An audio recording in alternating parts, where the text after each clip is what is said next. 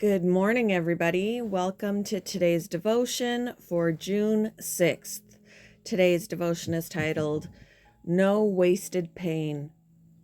The Bible reading is from Exodus chapter 3, verses 1 to 4 and verses 7 to 10.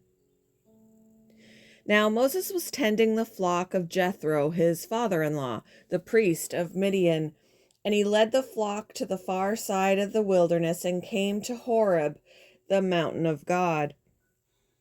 There the angel of the Lord appeared to him in flames of fire from within a bush. Moses saw that though the bush was on fire, it did not burn up. So Moses thought, I will go over and see this strange sight, why the bush does not burn up. When the Lord saw that he had gone over to look, God called to him from within the bush, Moses, Moses.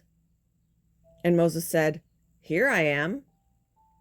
The Lord said, I have indeed seen the misery of my people in Egypt. I have heard them crying out because of their slave drivers, and I am concerned about their suffering.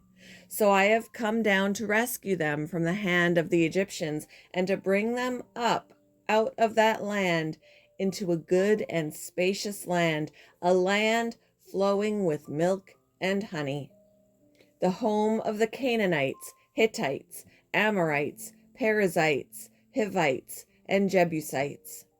And now the cry of the Israelites has reached me, and I have seen the way the Egyptians are oppressing them. So now go.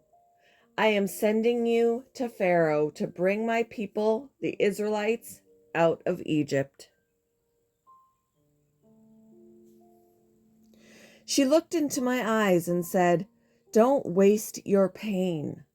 My mind immediately returned to the time years prior when I'd led the memorial service for her young adult son, whose life was taken in a car accident. She knew what she was talking about.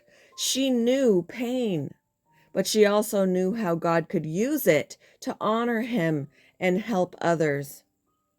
Something this friend had done so very well. And as I heard her words, they comforted and encouraged me as I faced a serious cancer diagnosis. She was reminding me that God heard my cries and lament, and that he was with me in my pain and might use it to help others in a new way. Moses also learned that God was with his people in their pain. I have indeed seen the misery of my people in Egypt, God said. I have heard them crying out, and I am concerned about their suffering. The Israelites, like us at times, must have felt alone in their pain. But God assured them he had a plan to rescue them and that the cry of their hearts was heard.